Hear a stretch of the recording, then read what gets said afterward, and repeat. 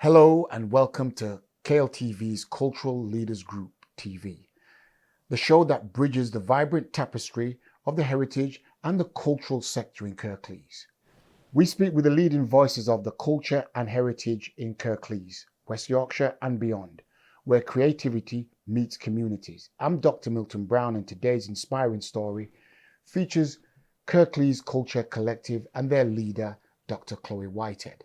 The Culture Collective membership and partnership consists of professionals of heritage, cultural artists and organisations, and partners include Kirklees Council, the University of Huddersfield and the Arts Council. How does the Culture Collective feature in Kirklees Council's plans for their cultural heart? What are the current and future plans of the Culture Collective, and how, if you are involved in the arts, can you get involved with the Culture Collective?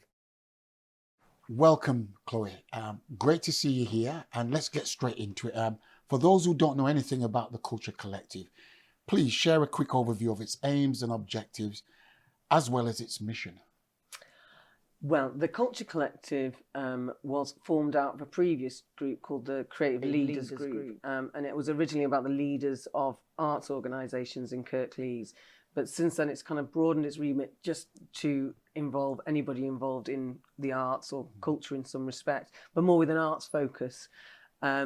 Its aims really is to advocate for the cultural sector in Kirklees, and we do that by bringing the different voices together. So, for example, the Arts Council, the council, the freelance artist who's going from job to job. So all those people are part of the collective, and through that kind of networking, we're able to share information, we're able to build opportunities, we're able to collaborate, we're able to send out information.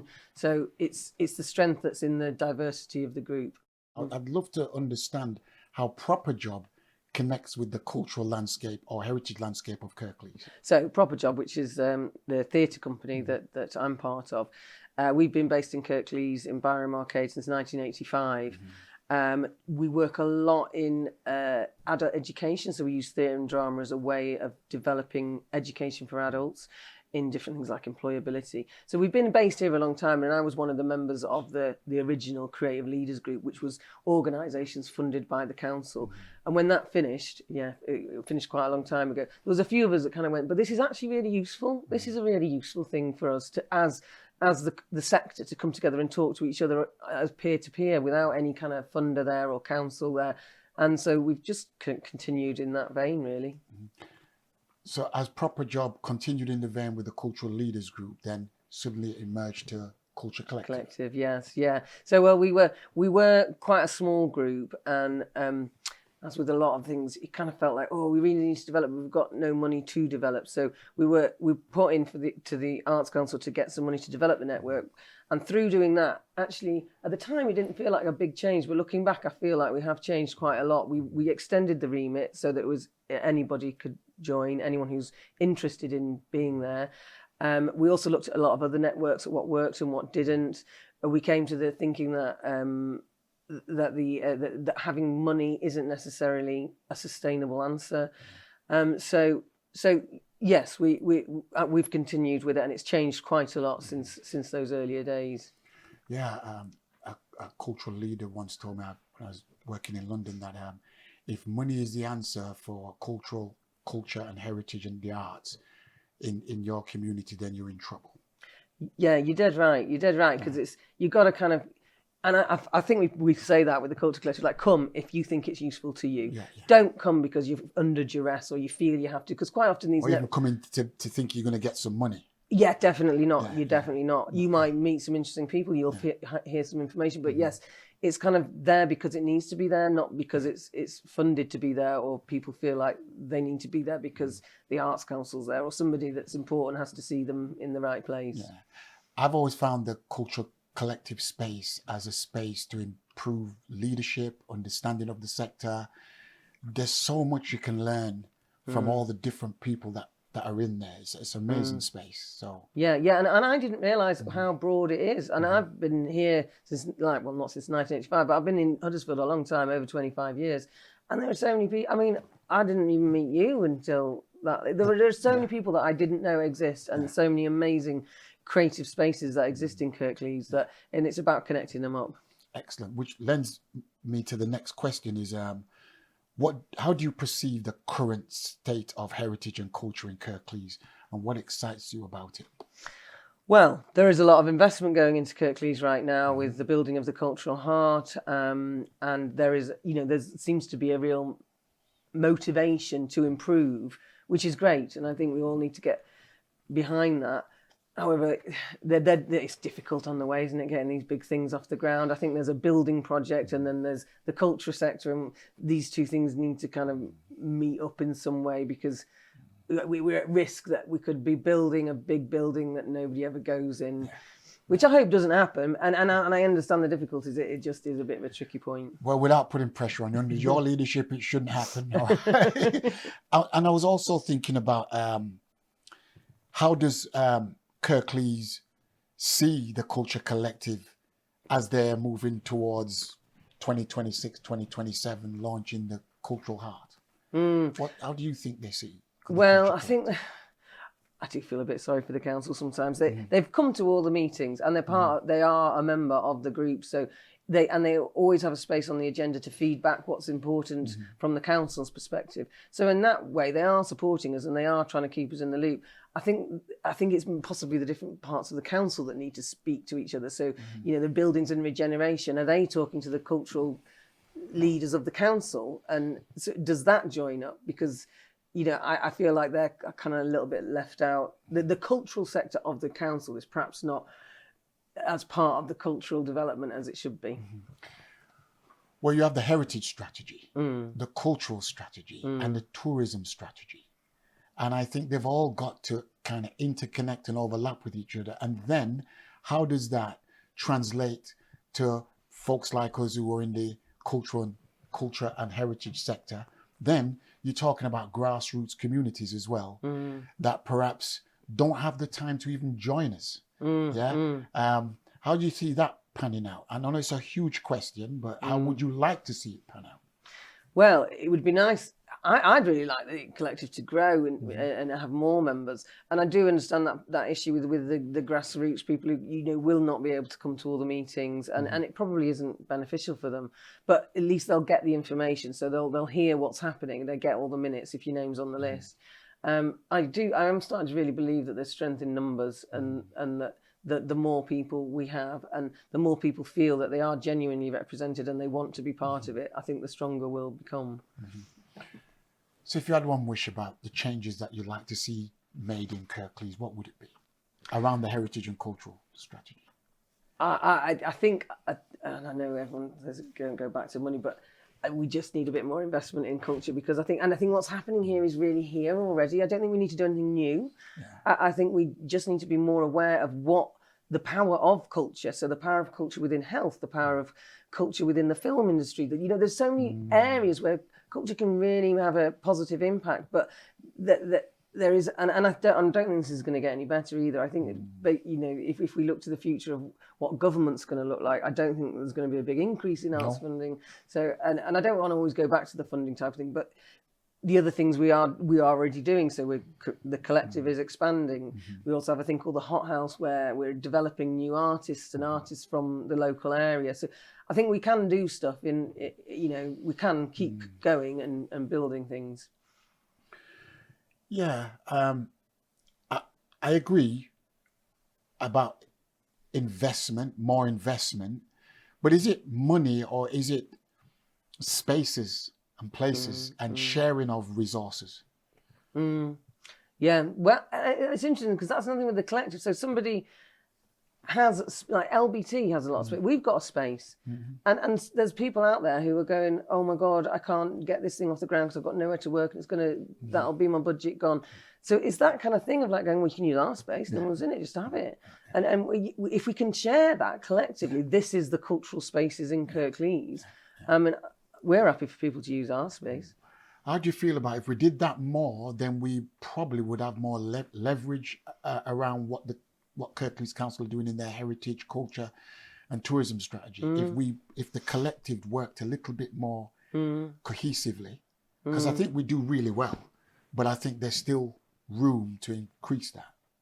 Yeah, I agree with you. Yeah, I think there's a future where the Culture Collective is quite a different thing, and is I think it's in a quite dynamic period at the moment where it's developing. Okay, what challenges and celebrations do you experience in your role as the leader of the Culture Collective, and how can Culture Collective partnerships assist you in overcoming them? Yeah, I think the challenges are moving forward into the future and keeping this momentum going and genuinely having a collective voice. So I am aware that, having a leader, it can be becoming about the leader, and it shouldn't be. It should be about everybody should have an equal say in, and it does need somebody just to go, this is the meeting, this is when we are, that needs to happen. However, it needs us all to really buy into it, and the more the better. I think I think just keeping that momentum going and make sure it keeps going. I think it's going to be really important in the future with, if we can imagine a time when Reform are in government, we're not going to have any funding, and then we are going to really need to be strong together, and we're really going to need to find some other ways that we can keep going, and sharing that information is going to be so important. What are the current and future plans of the Culture Collective, and how, if you're involved in the arts, can you get involved with the Culture Collective? So what are the future plans for the Culture Collective? We are currently working, we've got a few things actually. So we have these subgroups that work on projects, which is a really good way of getting things done. So we've got a subgroup going with the children's and young people who are planning a biennale, a young people's biennale. We've got, we're planning an event for MPs, Harpreet, our local MP, Kim Ledbetter. Hopefully we'll get Lisa and Andy. We're hoping for that to happen as our next event sometime this autumn. Along with that goes an impact report we're creating, which isn't just about, what have we done, but it's like telling the story, doing that advocacy voice for the sector. So we'll be having an event to celebrate that. Hopefully maybe launching the cultural strategy, which has been in the pipeline a while. So we're hoping we might be able to bring that into the event as well. So yeah, lots happening. So the impact assessment, can you just touch a little bit more on that, please? Well, yeah, we're working with a company, Spiral, to write that for us. And they've been great, actually. They've really come in and listened to what it is we want, and what we don't. Actually, what we've decided now, we don't really need an impact report. It's more about telling the story. It's more about the narrative. It's more about those things about creative health, about all the different fingers we've got our pie. Fingers we've got our pies in. No, joking. Go on. Yeah. So that's what it's going to be more about. Sort of a bit of storytelling as well as saying, look at all this amazing impact that's happened. But it's the stories I think are going to have the hard hitting effect. I always think about what's our USP, and what will it take for Kirklees Council and the powers that be around the heritage, culture and tourism strategy that's going to look at the Culture Collective and go, wow, this is an amazing resource of highly qualified professionals, and we need to tap into this. What do you think the USP should be or could be? I don't know, I'll put you on the spot here. I think that is starting to happen, though. I think it is starting to happen. And something about the impact report that Spiral was saying, if we've got 75 members now on the list, give or take a few. And when he said, if we go to WICA, West Yorkshire Combined Authority, say 75 organisations and people in Kirklees think this, that's hard to ignore. That's true, absolutely. And critical mass is always hard to it. Yeah. So I think that is starting to happen, and I don't think it's going to be a thing that suddenly happens. We go, we've got it now. I think it's going to be just a slow burn that we're slowly just not going anywhere. It's that kind of annoying little, we're still here. Yeah. Oh, we just got bigger as well. Yeah. And things like this, you don't even see when you're moving forward because you're in it so much. Yeah. Then suddenly, I don't know, 6 months to a year, you think, oh my God, we've travelled. Because we have travelled a long way since January 2025. Yeah. If you think about the progress you've made since January 2025, it's been really good. Okay, so if you want to get involved with the Culture Collective, how does someone get involved, or an organisation get involved? Well, there's a website, Culture Collective. You can also get to that through Proper Jobs website. That'll give you some information about what's on there. I think there's also a sign up there as well. Yes, there's a sign up on the website, so you can just email that. We have events, so I was just saying we're going to have this one soon. Come along to the event, find out a little bit more, put your name down. Just get in touch really with any, and you could get in touch with any of the members and go, oh, can I come along? And they'd email, and then we'd invite you along to the next meeting. Just for to conclude though, when is the date? For the next meeting? No, the date for the event. We haven't got that yet. Oh, no, okay. no, we're trying to work around Harpreet, so All right. we need and to. The next meeting? 23rd of October. I do know that. Yes. And where's that? That will be at LBT, and we always meet at 10:30 till 12. Generally, always at Lawrence Batley Theatre. And anybody can come along to listen. Yeah, why not? Why not? I mean, as long as you've got an interest in the arts and culture, and you are operating within that. I mean, it's not going to be useful for everybody. It needs to be useful for you. Okay, well, I want to say a big thank you for coming in and sharing all that's good about the Culture Collective, your challenges and celebrations. So thanks very much. And I wish you and the whole of the collective the very, very best. Yeah. Thanks for coming in. Thank you very much. Thank you. If you want to learn more about the Culture Collective, visit the website on the bottom of the screen and in the description. Stay connected with us and continue the conversation with our artists, the change makers of Kirklees, as we shape the future of culture, heritage and tourism in Kirklees. Bye for now.